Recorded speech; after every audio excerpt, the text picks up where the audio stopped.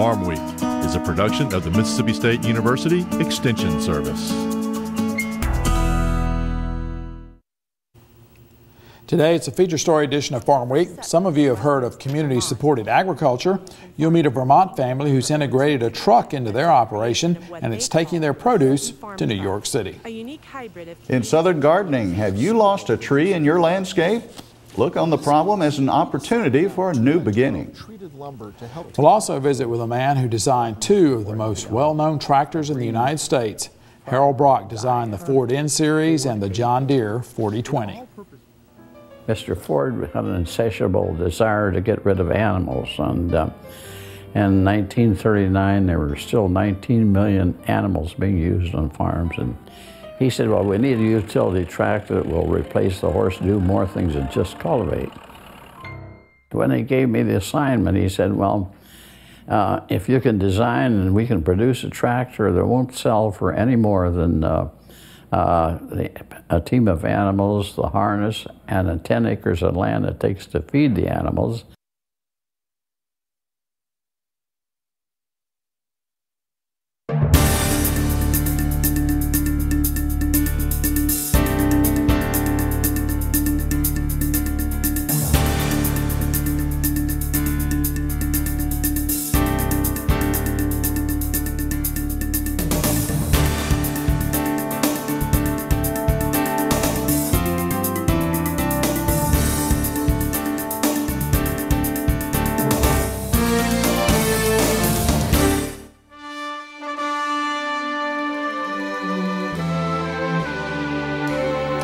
Good day and Happy New Year to each and every one of you from all of us here at Farm Week. I'm Leighton Spann. And I'm Artis Ford, and you know, here we are, 2012 is upon us.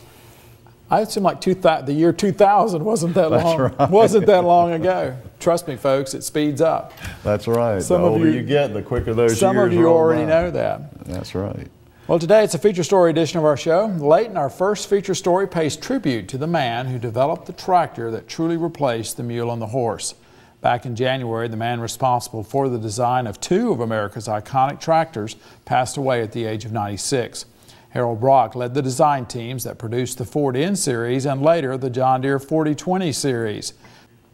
Through his work with Henry Ford, Brock came to know some of the nation's greatest inventors, including Thomas Edison and George Washington Carver.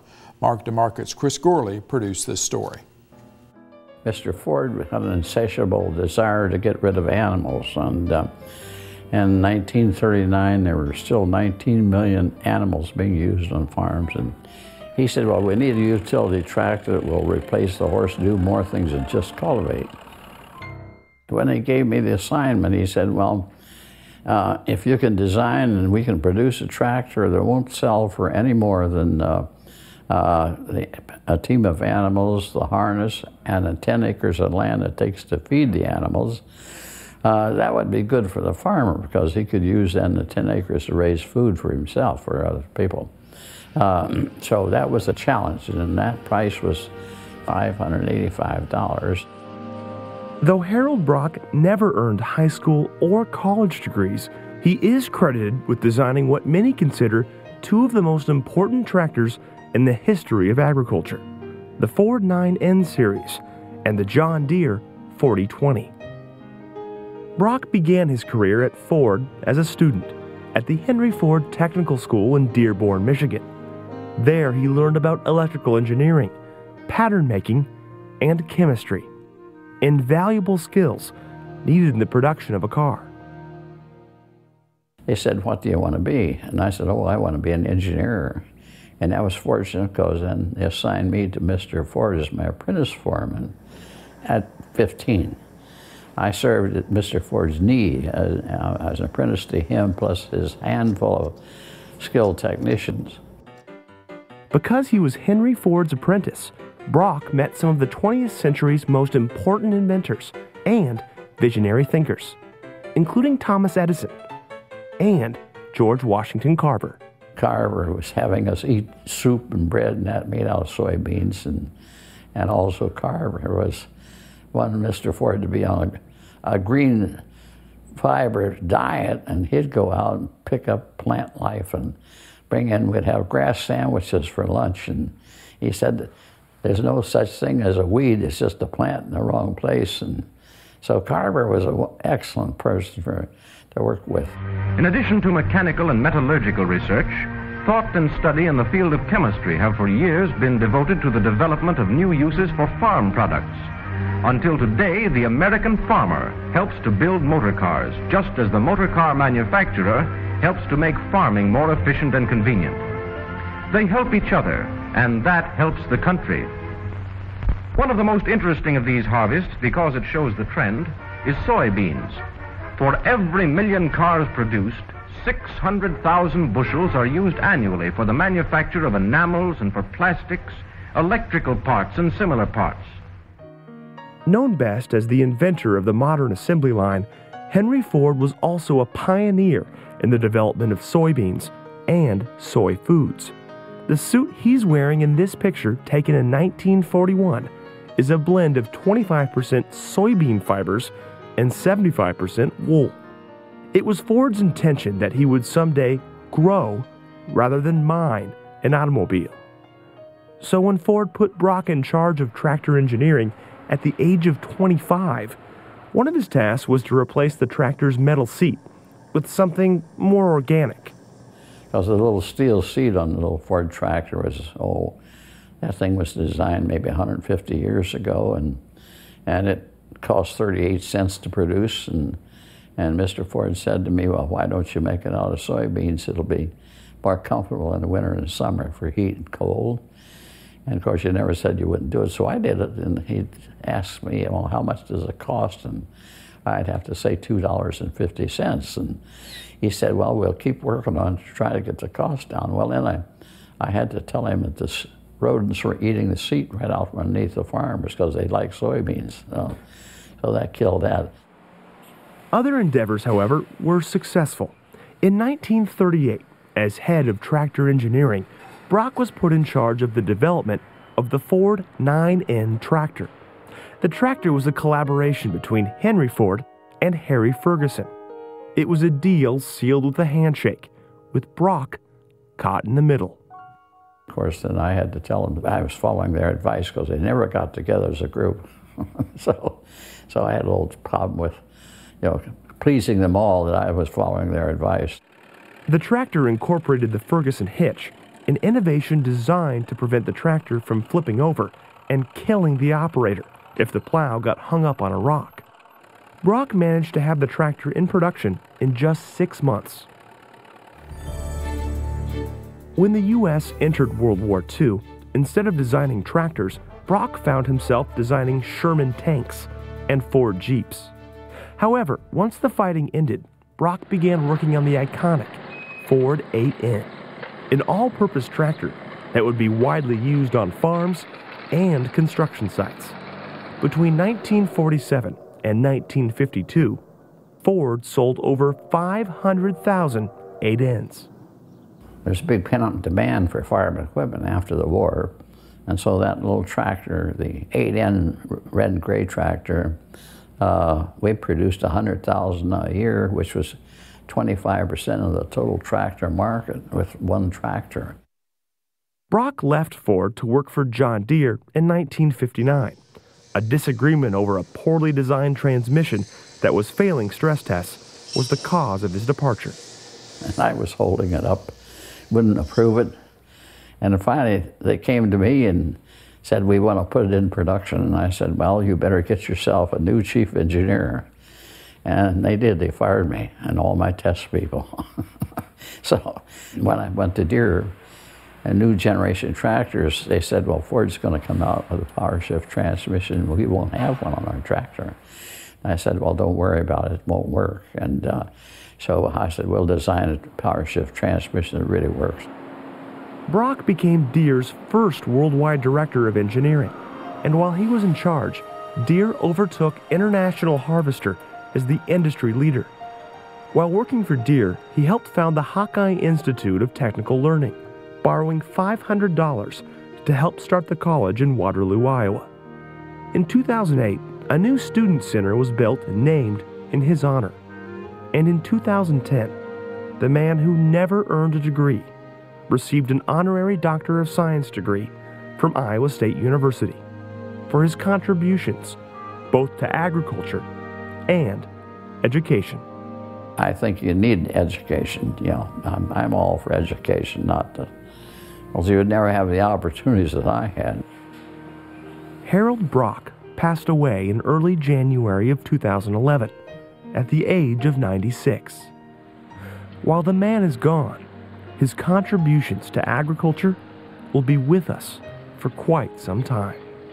I'm just happy to give credit to all of my people in both the ag and automotive group that helped me accomplish what I accomplished. So it didn't come by me only.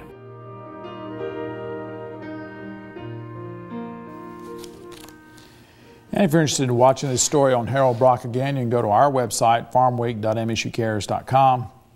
We'll also have links to the Market to Market website where you can see the story as well as read the script. That's farmweek.msucares.com. And Leighton, the tractor, the 8N, really was a big step, because the old steel wheel tractors, you could break ground with them, you could pull something, but they couldn't cultivate. They weren't near the utility, I mean, there were still a lot of mules and things around after the war. Right. And that's why. So it really was a big groundbreaking stride for him. Of course, the three-point hitch, which is what Massey Ferguson brought to the table, was the three-point, Ferguson I should say, brought to the table. So when it came together, that, you know, put a tractor out there, and it really did become the horsepower instead of an actual horse. But what a career for a man to work not only for Ford, but for Deere and all the folks he met along the way. Well, that's the thing about it. You think about it, he met some of the greatest thinkers of our time, because Henry Ford was that kind of guy. He wanted to draw people in and pick their brains about things. And so Carver and Edison, he got to meet them all. Yeah, all that greatest generation. Well, time now for trivia quiz as we move along in this edition of Farm Week. Our question today is about corn and the manufacture of ethanol. How much ethanol can be made from a 56-pound bushel of corn?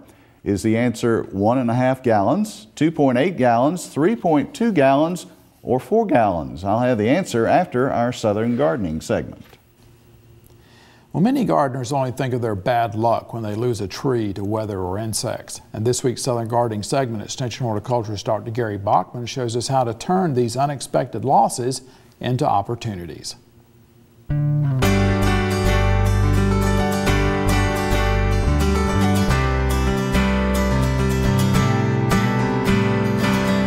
Sometimes circumstances requiring major changes in your landscape can be viewed as bad luck. Instead, these should be viewed as great opportunities to add interest and color. Today I'm at a home where there was once a large pine tree that was removed due to beetle infestation. This left an open void and large stump. Creating a new landscape is easy if you follow these tips. Remove current plant material before replanting the new bed. Any turf like this St. Augustine grass can be relocated to thin areas in other parts of the yard. There are lots of materials that are suitable for use as bed edging. In this case, we decided on 2x12 treated lumber to help take out some of the slope. This is a good choice based on the area of ground contact. Adding organic soil amendments as fill is a great choice. This also will help to create improved drainage for the landscape bed. Mass planting of matrix pansies and sonnet snapdragon adds splashes of color, creating bright spots during the winter months. I like to use a little slow-release fertilizer when planting. Mulching the area with pine straw is the finishing touch. The mulch creates a uniform surface, maintaining moisture and helping to insulate the bed from colder temperatures. Gardeners should be ready when opportunity knocks to add color and interest to their landscape.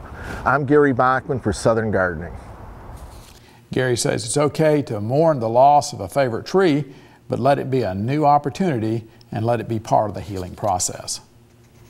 Well, it's time for the answer to that trivia quiz now on Farm Week. Again, it concerns the amount of ethanol that can be made from 1 bushel of corn. And the answer is 2.8 gallons, according to ethanol.com website.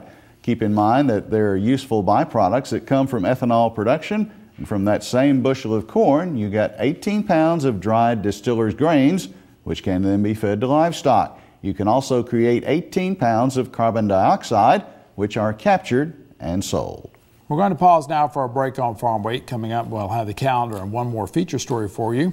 We'll take you to Holton Farm in Vermont. It's a small community-supported agriculture operation that's expanding its reach into New York City by delivering in a truck. Prepared? Absolutely. It's so tempting to skip the conditioning when what I really want is the adrenaline rush. But without stretching, you can sure get hurt.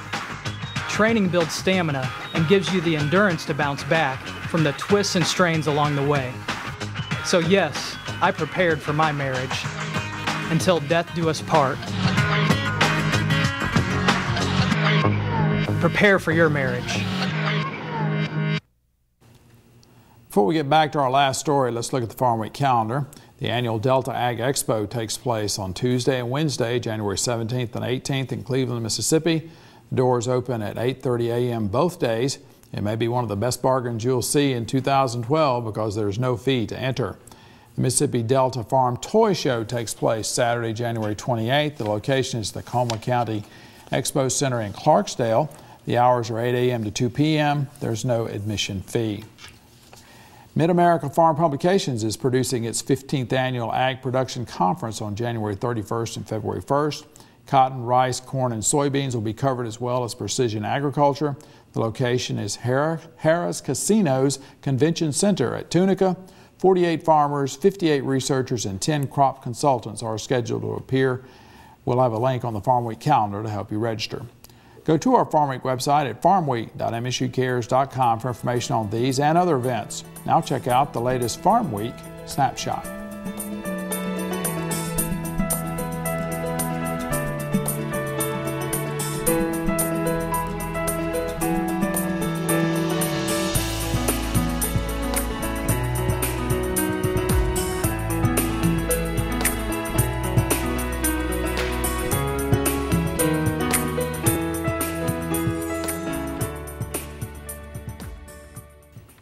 Our last feature story this week is about community-supported agriculture with a twist.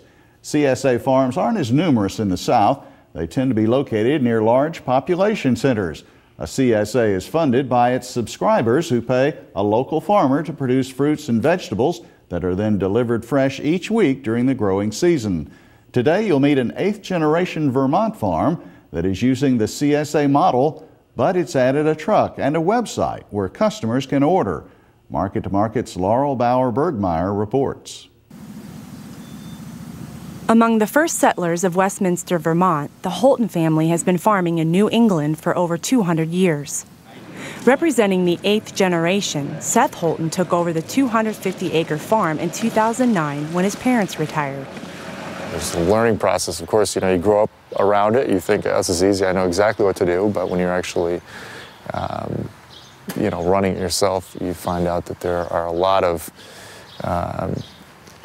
different things to look at, and it's not as easy as I kind of first thought. Holton co-owns Holton Farms with family friend George Hornig and his cousin Jurian Schwartz. That kind of legacy is just amazing, and if we can show that agriculture is something that young people can do and make money at, that it's not a dying profession, having a new endeavor, an exciting endeavor that I can get behind in so many ways, that gives me a real reason to have to go up there a lot, and a reason to be a steward of my family's farm that I grew up on, that has been in the family for generations. Holton Farms produces a diverse selection of agricultural products, sold at farmers markets, farm stands, and at restaurants and specialty grocers. But Holton and Schwartz agree the overall vision of the family business is to bring fresh food to neighborhoods where healthy options can be hard to find. Hello. Hi, how are you? I'm doing well. How are you? Good, thanks. I was just checking out and see what you guys were about. Yep, so we're a In 2010, this vision led to the creation of what they call the Holton Farm Truck, a unique hybrid of community-supported agriculture, or CSA, green market, fresh direct, and food truck concepts. The Holton Farm Truck brings just-picked produce from Vermont to New York City. The 4-hour trip is made multiple times a week to 60-plus drop-off locations throughout Manhattan, Queens, and Brooklyn. Holton heads the farm operations in Vermont, while Schwartz manages the business side of things in New York City. Rounding out the team are Adam Foreman and Brad Fleming, who run the truck operations. People love us. People love us. They love the idea. They love the convenience. A lot of times, you know, people just come up and say, "Oh, this is great. You know, such a great idea." And I wish Adam and I could take credit for it. It wasn't our idea, but a lot of our ideas go into it, you know. And we're trying to. It's still a developing thing. The fact that the farm truck is roving around the 5 boroughs of New York already makes it a unique CSA model. The 29-foot-long specially designed truck is less a delivery vehicle than a farmer's market on wheels. But another way the Holton farm truck stands out from other CSAs is its CSA Select membership. The innovative concept allows customers to order what they want, when they want, through the Holton Farms website. The conventional CSA, they establish one drop-off location, and you don't necessarily know what you're going to get. You're just going to get a box of stuff every week, whether you're in town or not, whether you want the food or not, and you get that box of stuff. We decided to completely change that model around. New Yorkers are busy, they travel in the summertime, so we actually let you pick your order specifically. You get our entire inventory. You don't have to order every week unless you want vegetables and fruits and stuff every single week. CSA memberships range in price from $250 to $1,000 per year.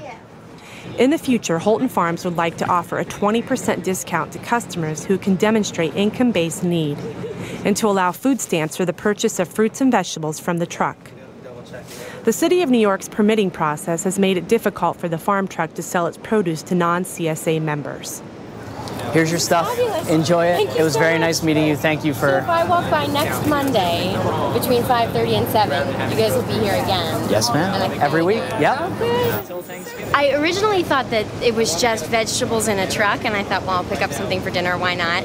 And the more I heard about, that it's like an ongoing process and you can order on a regular basis and have fruits and vegetables brought directly to you, I think it was maybe 5 minutes before I signed up.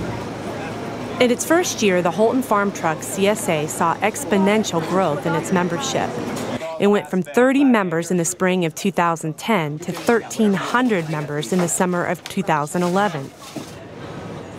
While the membership numbers are impressive, the farm has been dealt several weather-related setbacks. A wet spring delayed harvest for most of the crops. Strong winds blew down the sweet corn later in the season. And by summer's end, Hurricane Irene brought the worst flooding ever to Vermont, destroying the farm's potato crop. When you're doing this stuff, it's like every single day counts. I mean, it's not like you got a 2-week lag, and normally it's probably not a big deal, but it's a big deal when you're doing vegetables. I mean, it's a lot of money that you end up losing by not having it ready. That's just the nature of the beast, and that's how it works. In addition to volatile weather, Holton Farms has struggled to make ends meet.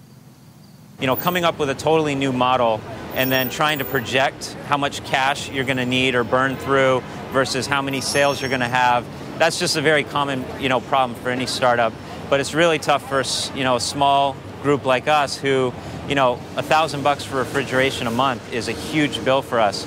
We don't have a lot of money, so if we make mistakes, we buy things that we don't need or we don't anticipate things, it's a lot scarier.